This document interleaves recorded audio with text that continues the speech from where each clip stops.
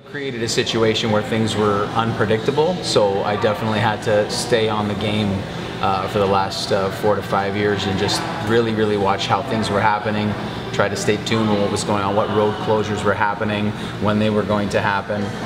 But at times, again, that was unpredictable because they would say something would reopen at a certain time and that wouldn't happen. So you have to be careful with your staffing, and in our case particularly, we're food and drink, so you have to be careful how much you're ordering because food wanes, right? We can't leave it on the shelf forever. So how would you I would at least have to say this in favor of the outlet mall, to say, you know, considering the size of this project, I think they handled it as good as anyone would have been able to. It was a heck of a project, really big, lots of snags, and so I think it definitely set them back.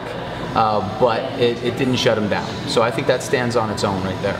Perspective says that it's going to take some time to regain, number one. Number two, let's not forget the mall at the end of the day is smaller, and since then we've had some closures, obviously. So it's going to take some time still, I think, to rebuild. And let's not also forget that, quite frankly, they've not only changed this mall, but they changed this entire road here. Before, we used to have other businesses, other things down this road, other reasons to go down this road. They reduced a lot of that too.